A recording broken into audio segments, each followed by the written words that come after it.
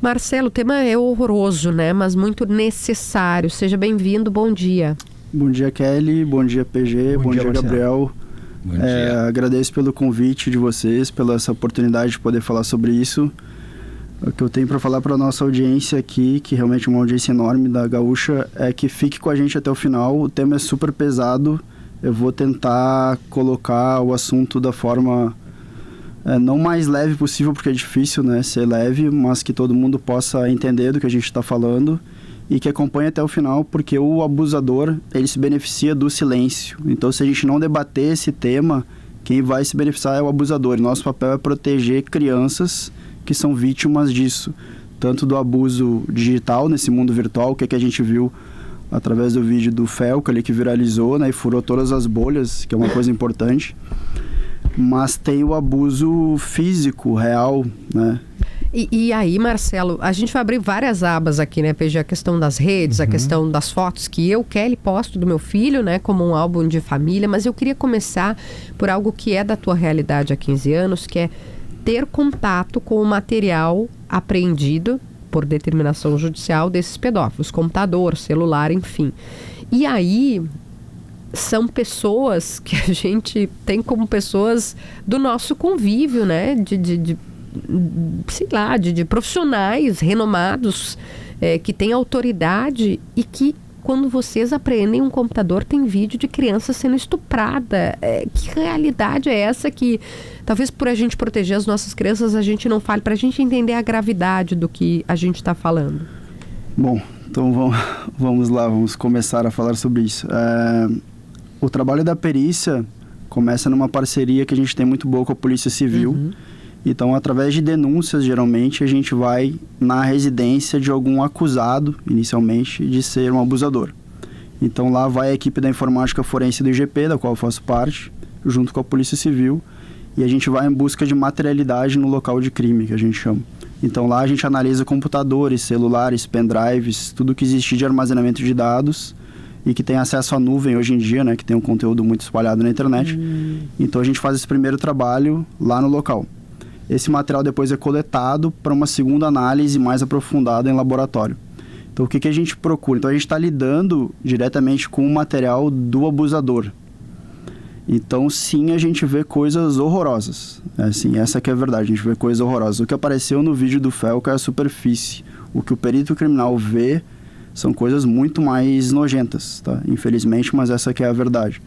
Então, a gente vai olhar o celular do cidadão, o computador, e a gente vai encontrar arquivos esses retirados de redes sociais. Sim, a gente encontra isso, mas a gente vai encontrar coisas bem piores, que infelizmente, mas adultos estuprando adolescentes, crianças e até bebês, infelizmente. E essas imagens de estupros, Marcelo, elas são não necessariamente praticadas por aquele que foi, que está sendo investigado ou que teve esse material apreendido, né? São vídeos, imagens que eles trocam entre si, imagino eu. E eu queria que tu explicasse pra gente, porque o que o Felca mostra, Kelly, e talvez seja uma das partes mais perturbadoras, embora não sejam vídeos necessariamente pornográficos, ele deixa muito claro, não só o Felca, mas ele expõe mesmo como esse sistema funciona, Marcelo, que são vídeos de crianças sendo crianças, ou seja, brincando na praia de biquíni, fazendo uma dancinha no seu aniversário, enfim, que são vídeos muitas vezes que qualquer mãe ou pai coloca nas redes sociais, e esses pedófilos se apropriam desse material para, a partir daí, criar um sistema de troca de material. Enfim, eu queria que tu explicasse pra gente a diferença, né, entre esses vídeos que aparentemente são inocentes e essas imagens que tu disseste que são muito pesadas e que são pornográficas, de fato, que tu encontra no material quando ocorre esse tipo de apreensão. Quer dizer, parte desses vídeos começa, eu quero dizer, o início começa nesses vídeos mais comuns, cotidianos, e depois avança para algo mais pornográfico. Eu queria que tu explicasse como é que funciona a relação entre o vídeo do Felca e a relação com o teu trabalho mesmo, que é enxergar esses vídeos absolutamente horrorosos, né? E nojentos. Todas as conversas dos pedófilos, seja nos grupos ou conversas privadas, elas têm um início, e o início não pode ser tão pesado, porque daqui um pouco tu tá falando com alguém do outro lado que não gosta daquele conteúdo e tu já tá abordando um assunto super pesado. Então eles começam antes em alguma outra sala de bate-papo, em algum outro site aberto. Um post no Instagram. Ou um post no Instagram. E ali é o início, porque daí tu entende, aquela outra pessoa também gosta dessa temática. Por quê? Porque essa temática, 99% da população vai detestar aquilo. Então a pessoa não pode falar abertamente sobre esse tema, com o seu nome dizendo que gosta desse tipo de conteúdo. Então ela vai ter uma conversa inicial. Então o que a gente viu ali no vídeo do Felca são posts de crianças assim, com a sua família, com seus pais, ou redes sociais já de crianças e adolescentes, que despertam o interesse dessas pessoas. E aí elas compartilham links para algum perfil delas, e aquele link muitas vezes vai remeter a um Telegram da vida, por exemplo. É muito comum a gente ver, que não estou querendo condenar o Telegram, não é isso, mas a gente vê no Telegram muito compartilhamento desse tipo de arquivo. É grupo fechado, tipo assim, eles comentam como despejei numa foto, e aí se reconhecem. Aqui tem um cara que tem esse material, que gosta, que nem Exatamente. eu, de tem criança. Até uma lista de emojis, né? Que são códigos que eles utilizam para se reconhecer. Assim, é uma coisa bem sofisticada. Nos posts, né? Exatamente. Tem. Justamente porque, assim, abertamente ele não pode abordar esse assunto tão claramente, porque ele pode ser preso, né? Então, existe um disfarce, vamos dizer, em cima disso. E aí, então ali começa essa conversa que vai remeter, por exemplo, a uma conversa no Telegram, que pode ser num grupo ou pode ser uma conversa de uma pessoa com a outra. Privado, tá. Pode ser privado. Eu te chamo, Marcelo, eu vi o teu comentário lá naquela foto que o PG postou e eu queria saber se tu tem mais. Muitas vezes eles começam essa conversa reconhecendo o nick deles em alguma outra rede social, em algum outro site. Aqui é o fulano de tal. Não vai ser dado o nome, né, da pessoa. Então é o nick tal. Então para identificar, a gente estava conversando lá naquele outro lugar. Tá. Então tu é o fulano, eu sou o outro, a gente pode conversar sobre isso. E aí começa o tipo de conversa para trocar conteúdos. É isso que a gente vê geralmente. A troca CP, infelizmente. Eu vou falar porque o Felca falou também. Eu não gosto de usar os termos porque eu acho que alimenta uma outra coisa, mas ele falou no vídeo, então eu posso falar. Falou o que é o? Troca CP. E troca CP é child porn. Ai, credo. Eu só tô falando isso porque ele falou no vídeo e viralizou, então depois que ele falou, esse falar, código, eu não entre gosto aspas, assim. que eu não faço a menor ideia, troca né? CP, ou seja, é troca de pornografia infantil, é isso? Child porn. Sim. E infelizmente, tu me dizia, isso é mais comum do que eu, que sou leiga, penso. Eu não consigo nem acessar o quanto vocês veem disso. Tu trabalha há 15 anos diariamente? O perito criminal de informática forense, no nosso caso ali do IGP, vê isso todos os dias, absolutamente todos os dias. É o carro-chefe do nosso setor, a gente lida com todos os crimes, homicídio, feminicídio, tráfico de drogas, todos os crimes são importantes, mas a pedofilia é uma prioridade pra gente, porque a gente consegue dar uma resposta muito boa, a gente tem uma metodologia boa de trabalho e a gente dá uma resposta muito boa. Os nossos laudos vão embasar sentenças judiciais para condenar essas pessoas depois. Isso a gente vê com grande frequência. Marcelo, diga, Gabriel, vai lá. Dado que a Kelly sempre enfatiza que uma imensa parte desses estupros e abusos vem de dentro de casa, né? Eu peguei um dado aqui do governo federal que diz que em 2021, nos casos notificados, porque a gente sabe que existe um número imenso de subnotificação por conta da vergonha ou do medo de denunciar, né? De todas as denúncias de estupro, em 40% delas o agressor era um familiar e 72% delas o local do crime foi a própria casa. O Brasil é hoje o 5º país entre 51 com mais denúncias de abuso sexual pela internet.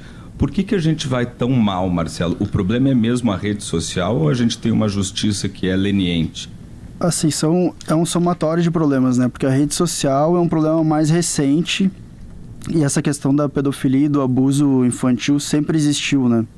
Só que como não tinha como propagar esse conteúdo da forma que a gente tem hoje, o problema ficava um pouco mais restrito. A gente não tem dados precisos, mas a gente estima que mais de 80% dos abusos, aí sim um abuso sexual físico, né? Não esse virtual, é feito por pessoas conhecidas. Então é o pai, é o padrasto, é o tio, é o vizinho, é o avô. É alguém que tem esse contato fácil com a criança. E vou falar português. E se beneficia dessa relação de criança, confiança. É isso? Um pai, um tio? É Sim. disso que a gente está falando? Sim, Cara, estupro. que barbaridade. Se beneficia dessa relação de confiança que tem com a criança, né? Por isso que o nosso papel é proteger as crianças aqui. Então, dentro de casa, a criança começa a ficar sem referência, né? Porque ela perde a confiança em tudo. E assim, não raras vezes a gente vê que a criança tenta, dentro da família, desse núcleo familiar, conversar com alguém da família e pedir ajuda.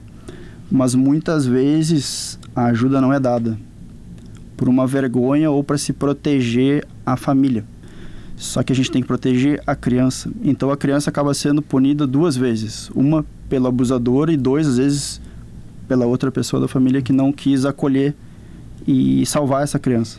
Então esse abuso acaba sendo perpetuado. Ele vai continuar. Não é feito uma vez, é feito por anos. São crianças que são abusadas por anos.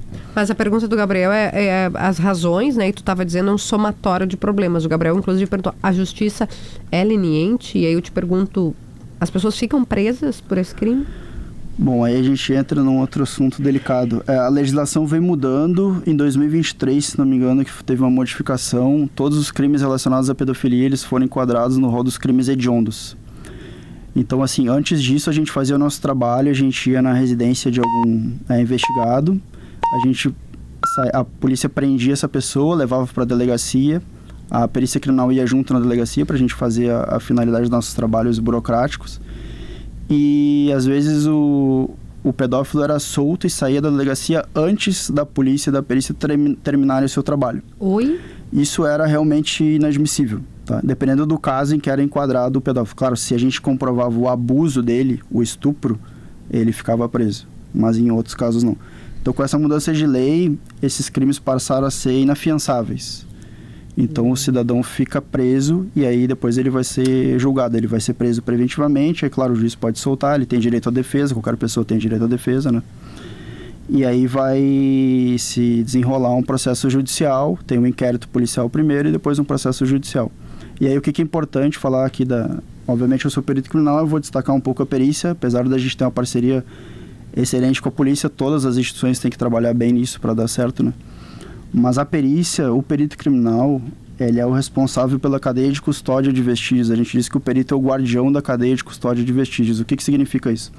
Aquela prova obtida lá naquele primeiro dia, aquele celular que a gente obteve lá na casa do cidadão, aquilo depois ele então vai ser analisado. E essa prova ela tem que permanecer válida até o final do processo judicial. Então ela tem que ser obtida da melhor forma possível. Existem regras para isso. Eu não posso simplesmente sair pegando o telefone de qualquer pessoa na rua e periciar, né? Existem regras. Então a gente tem uma autorização judicial para fazer o trabalho. A gente vai fazer um laudo pericial, a gente vai registrar tudo que é feito. E aí, então assim, a justiça tem melhorado bastante. Eu não vou fazer essa crítica ao judiciário porque melhorou muito assim nos últimos anos. A gente está vendo essas pessoas serem responsabilizadas, né? Que é uma coisa importante, porque se eu tenho um crime, a forma de proteger a criança é afastar do abusador, e o jeito de afastar o abusador é retirando ele do convívio social. Infelizmente é o que tem que ser feito nesse tipo de caso, não tem outra solução. Claro. E aí, desculpa, tu concluiu, eu tenho uma pergunta que é bem na esteira disso que tu está dizendo, Marcelo, que é o seguinte, eu queria entender qual é o perfil desse tipo de criminoso, se é que existe um perfil específico, porque às vezes a gente pode pensar que são pessoas, essas, Kelly, que compartilham pornografia infantil, ou são pessoas mais reclusas, né? Ou são pessoas com uma determinada faixa etária de idade, ou que são pessoas estranhas, né? Que não saem muito de casa, que tem um perfil meio, como é que eu posso dizer, meio específico de conviver, de se comportar socialmente. Mas me parece que não necessariamente, né? Eu queria que tu dissesse, são pessoas absolutamente comuns, pessoas assim que eu posso sair aqui desse estúdio e as pessoas estão aqui, estão convivendo comigo, com a Kelly, ou são pessoas que têm um perfil mais específico do ponto de vista psicológico? Não, como a gente diz, não está escrito na testa de alguém que ali é um pedófilo, que é um abusador. A gente já viu de tudo. Religioso, ateu, de direita, de esquerda, pobre, rico, profissão A ou B, tudo. A gente já viu tudo na perícia criminal. Então, não existe um perfil. Infelizmente, nem não tem como a gente dizer, não, o perfil... Não. O que geralmente a gente vê que são homens. Isso sim, infelizmente, eu sou homem também, tenho que falar, mas no geral o abusador é um homem. Não necessariamente vai ser um homem, a gente tem vários casos de mulheres. mas nesse sentido de perfil, o que a gente vê a maioria é que são homens. E complementando a pergunta do PG, já vou passar para o Gabriel, porque eu ouvi de uma pessoa que também trabalha com isso, e aí eu vou te perguntar se essas pessoas muitas vezes se aproveitam de profissões. Eu não estou falando mal das profissões, tá? Por exemplo, se eu fosse uma jornalista especializada em conteúdo infantil, ou professor, eu não estou falando mal da categoria, não, claro, pelo amor de Deus, claro, mas um pediatra, alguém que sabe, um monitor de abrigo, isso, que vai ter acesso às crianças. Isso faz sentido? Eu ouvi de uma pessoa que trabalha com isso, dessas pessoas usarem sordidamente profissões, se encaminharem serviços, de propósito para essas fazer profissões, uma faculdade, especialização em pediatria, por exemplo. Faz muito sentido. Porque o abusador, ele tenta estar em contato com crianças. E aí pode ser crianças da sua família, do seu meio, ou através do seu trabalho, que isso vai aproximar. A gente já trabalhou em casa, por exemplo, a criança foi abusada e aí foi recomendada uma terapia para ela e depois o terapeuta também abusou. Assim, é difícil trabalhar com isso porque a gente vê o pior do ser humano, né? Parece que a maldade humana não tem fim, mas nos perguntam, mas qual a motivação de vocês? A motivação é fazer justiça. A gente consegue fazer um trabalho muito bom e promover justiça na maioria dos casos. Então, é uma prioridade para a perícia criminal, é uma prioridade para a Polícia Civil, é uma prioridade para o Ministério Público combater esse tipo de crime, tá? Então, é o que a gente fala também sempre, que confie na Polícia Civil, confie na perícia criminal, que denuncie os casos. A gente vai fazer o nosso trabalho. Nos últimos anos, a gente recebeu muitos investimentos do governo do estado, a gente recebeu os melhores equipamentos do mundo para fazer perícia. Só para dar um exemplo aqui no meu setor ali de informática forense, a gente conseguiu comprar um equipamento que custa R$4 milhões para fazer desbloqueio de telefones celulares e extração dos dados. Antes disso, não era possível fazer esse trabalho, então o abusador poderia se esconder de uma forma mais fácil. Hoje não, a gente tem os melhores recursos, a Polícia Civil também tem. Então a população tem que confiar no nosso trabalho, a gente se dedica muito a isso, é uma missão de vida para todos que trabalham com isso. E então a gente tem os melhores recursos, tá? A gente vai sempre na luta de fazer o melhor trabalho possível. E aí nisso entra a criação do nosso NUCOP, né, como a gente chama, que é o Núcleo de Combate à Pedofilia e Abuso Infanto-Juvenil, que a gente criou recentemente, uma ideia que surgiu em 2022. Estava eu e o colega Gustavo Kortmann, um abraço para ele, deve estar nos ouvindo, é diretor do Departamento de Perícias Laboratoriais do IGP. A gente estava num congresso, então, conversando sobre esses casos de pedofilia e vendo que o setor dele é a genética forense, né, originalmente, que a gente trabalhava nos mesmos casos, mas de uma forma um pouco diferente, e a gente não trocava muita informação. Então a gente viu que a gente já trabalhava bem, mas havia um espaço para evolução, numa busca eterna de excelência que a gente tem na perícia. E a gente foi conversando, depois por N motivos o assunto esfriou um pouco, depois a gente retomou, a gente recebeu vários equipamentos. O setor da genética forense também é um setor muito caro, precisa de muita tecnologia, muitos equipamentos, todos os equipamentos custam R$1 milhões, o governo investiu, então hoje a gente tem os melhores equipamentos. Aí por isso que esse ano a gente conseguiu concretizar essa criação desse núcleo que vai integrar todos os setores que trabalham com isso. Perfeito. Para a gente dar uma resposta cada vez mais rápida. A gente vai poder coletar mais vestígios no local de crime e a gente tem uma esperança de fechar alguns casos do passado que ficaram sem resposta. E ficar sem resposta não significa que a gente deixou de olhar para eles. Significa que naquele momento a gente não conseguiu resolver chegar no criminoso, mas a gente tem uma expectativa, uma esperança de conseguir resolver esses casos agora. Gabriel. Marcelo, o vídeo do Felca motivou também, além do debate, né, sobre a sexualização e a adultização dessas crianças, esse debate da regulação das redes sociais. Pensando objetivamente no trabalho de vocês, no IGP, no Núcleo de Combate à Pedofilia e ao Abuso Infanto-Juvenil, o que falta no sentido de lei mesmo para facilitar o trabalho de vocês? Assim, a gente precisa de uma maior cooperação das plataformas, tá? Eu não vou dizer que tem que fechar o Instagram, o Discord, o Telegram, não é isso. Mas quando há materialidade de um crime e a polícia faz esse contato com a plataforma tem que colaborar o mais rápido possível. É claro que eles trabalham com uma questão de sigilo dos dados dos usuários, então não é qualquer situação que vai se revelar quem está atrás de um perfil, não é isso. Mas quando a gente vê esse tipo de materialidade, a plataforma tem que colaborar mais com a gente, para a gente poder chegar mais rápido nessas pessoas. Porque especialmente esses que são mais profissionais disso, eles criam um perfil, uma semana depois é um outro perfil, um mês depois é um outro perfil. Então a gente tem uma questão de agilidade que a gente precisa conseguir chegar mais rápido. O que a gente faz? Quando detecta um perfil desses, a gente precisa chegar no IP, no endereço IP de quem está por trás daquilo, para daí que a gente possa então ir na casa dessa pessoa. Sempre tem uma pessoa atrás de um perfil. Então a gente precisa descobrir o CPF dessa pessoa e ir na casa dela para poder fazer o trabalho. E vocês conseguem isso? Conseguimos. Se a Big Tech colaborar? Nesse sentido eles colaboram, a gente consegue. É assim que funciona boa parte do nosso trabalho. Vocês pedem, né, determinação, não sei se é judicial. Sim, determinação judicial. Para acessar o perfil XYZ, porque não quer o nome, né? E aí eles dão acesso a partir do a gente passa um período, o perfil tal, na data tal, publicou tal coisa. Quem era o IP por trás disso naquela data. E aí a gente consegue, eu falo com as operadoras, né, aqui de rede, para conseguir chegar então no endereço dessa pessoa. E a lei poderia ser melhor, como o Gabriel perguntou, ou teria um aprimoramento, algo que poderia ser feito? Aqui fala em responsabilizar, por exemplo, a Big Tech, né? O PG estava dizendo, o vídeo, esse aí do reality com as crianças, né? Com adolescentes, que parece um de férias com ex das crianças ali no edredom. Pontos explorados pelo Felca, né? Ele é público, não é na Deep Web, ele é público. A responsabilização das Big Techs ajudaria o trabalho de vocês? Eu acho que sim, porque eu acho que assim, as Big Techs têm todos os recursos de tecnologia, obviamente, para fazer um trabalho por eles também, mesmo sem a denúncia da polícia, da perícia, eles poderiam regular isso. O vídeo do Felca é muito ilustrativo nesse sentido, ele apresenta diversos casos que tem um padrão de comentário nas postagens. Será que a plataforma não poderia, por ela mesma, regular isso de alguma forma? A gente está falando de estupro de criança, gente, não é assim, algum crime mais leve, a gente está falando da coisa mais pesada que existe. É um dever de todos proteger crianças, né? Então a plataforma poderia colaborar mais, de uma forma proativa. Não precisaria ter o vídeo do Felca com 31 milhões de visualizações para daí eles tomarem atitudes. Então isso nos ajudaria bastante. Aliás, aproveitando que a gente está falando das plataformas, de novo, tem uma mensagem aqui da Lucy Mendes, que é uma mensagem muito frequente que a gente recebe de vários ouvintes, Kelly.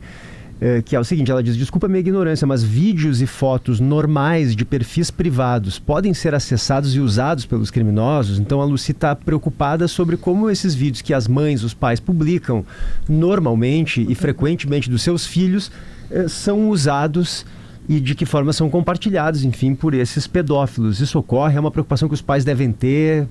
A gente entra agora num aspecto importante para a gente conversar, que eu não vou ter todas as respostas também, então a gente vai conversando e a audiência pode nos ajudar nisso. A primeira dica que eu dou é que o perfil seja privado. Então, como ela colocou ali, o perfil privado já vai inibir muito, porque o criminoso de qualquer tipo de crime, o criminoso vai onde está mais fácil.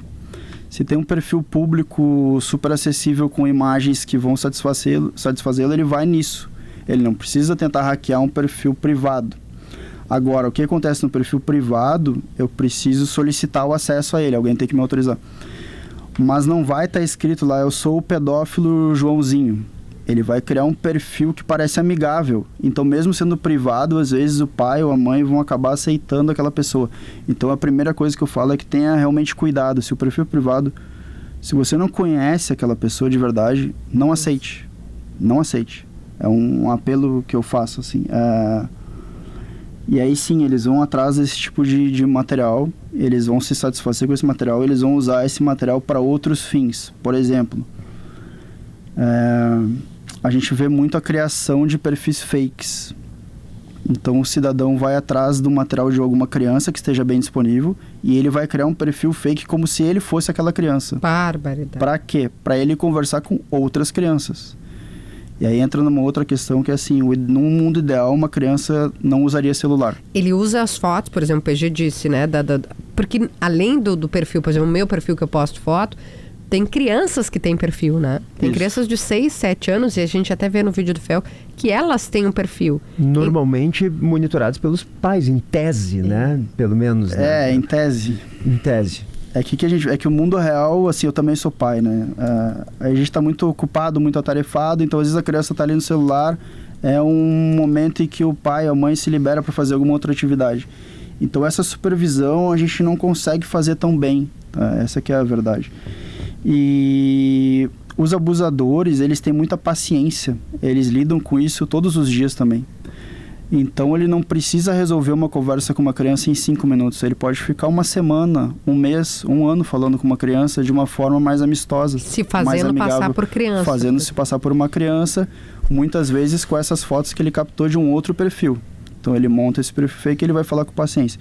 Esse ano eu vou falar de alguns casos aqui, só para ilustrar, mas sem citar, obviamente, os nomes. Esse ano a gente trabalhou num caso que foi bem emblemático, um abusador, ele fez centenas de vítimas. 800, né, Marcelo? Acho que foi esse que tu compartilhou no teu Instagram.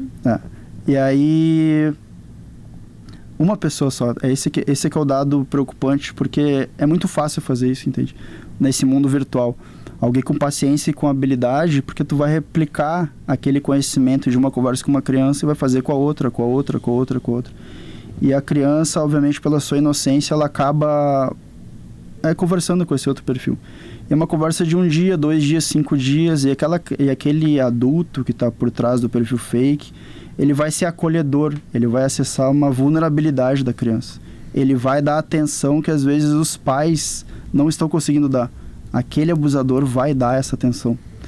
E aí, então ele vai usar essas fotos mais, mais leves que ele obtém nos outros perfis para mandar, fulaninha, hoje eu tô assim, hoje eu tô com essa roupa. Manda uma foto tua agora aí. E a criança vai mandar, porque é uma foto leve. E aí começou uma comunicação que ela vai acabar chegando, infelizmente, ou pode acabar chegando, num nível muito mais complicado. E aí alguém pode pensar assim, tá, mas a criança mandar uma foto sua sem roupa para um abusador não tem grandes problemas. Tem um problema enorme. Imagina. Porque vai gerar um dano psicológico muito grande, porque o abusador ele vai trabalhar depois com aquilo.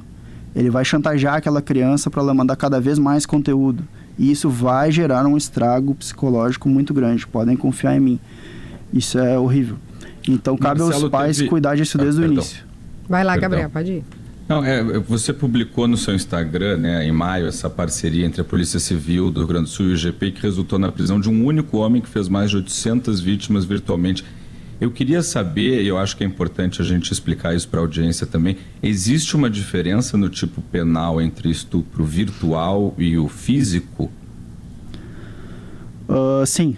A gente tem o Estatuto da Criança e do Adolescente, que é o que nos baliza aqui. Então ele tem vários artigos. Obviamente que o estupro, esse físico, ele tem uma pena maior.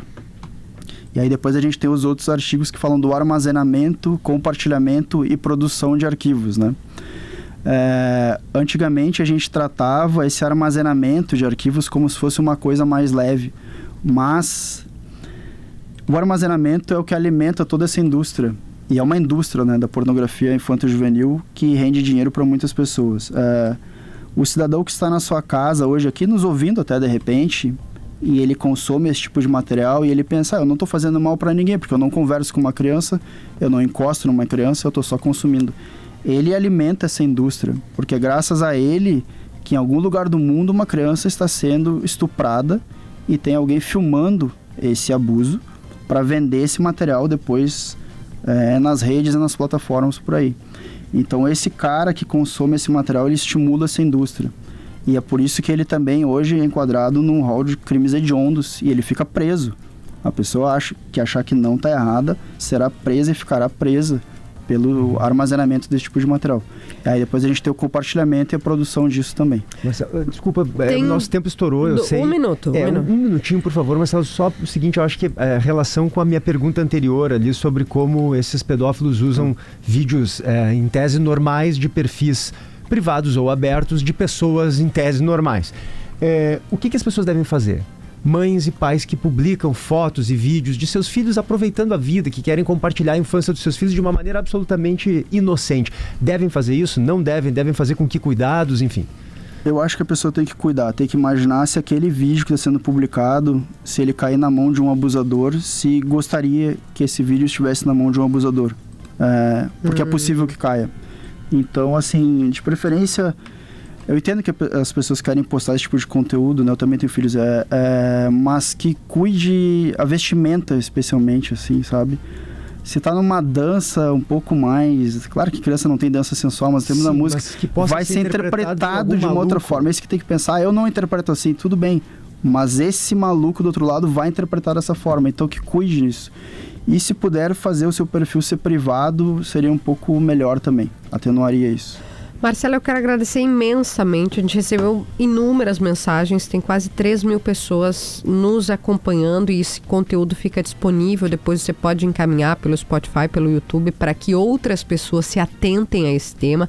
Eu repito, o Rio Grande do Sul criou um núcleo pioneiro para combater esse tipo de crime, esse tipo de prática sórdida contra crianças, para acelerar investigações, para apoiar as vítimas. Marcelo falou de um equipamento de 4 milhões de reais que ajuda a desbloquear o celular desses pedófilos nojentos. Então é um trabalho que exige uma série de forças conjuntas atuando para tentar vencer essas redes, seja por punição mais severa, como mandou há pouco o deputado Cherini, ou com responsabilização e um tipo de cuidado para que não haja censura, mas que as Big Techs possam tirar esses perfis específicos do ar, possam permitir que esse conteúdo não esteja acessível. Eu recebi agora também da ex-presidente da Federação, Simone Leite, dizendo, olha, eu tô com 4 mulheres ouvindo o programa, todo mundo apavorado, porque é uma realidade que choca a gente ouvir, né, o que acontece de fato, não é o nosso cotidiano, mas quando a gente vê um especialista é algo perturbador. O Marcelo é coordenador do Núcleo de Combate à Pedofilia e Abuso Infanto-Juvenil no âmbito do IGP. Marcelo Nadler, muito obrigada pela tua presença e volte sempre aqui ao Timeline. Eu que agradeço e repito o que eu falei antes, que a população confie na perícia criminal, na Polícia Civil. A gente faz o nosso trabalho com todas as forças e que a gente debata cada vez mais esse tema, que é muito pesado, mas a gente precisa debater porque o silêncio beneficia os abusadores. Perfeito. Ou a gente fala sobre isso ou o abusador vai ser beneficiado e a gente tem que proteger crianças e não abusadores. É com essa frase que a gente encerra. O silêncio, quando a gente se cala, a gente está beneficiando o abusador. Rápido intervalo e a gente já volta.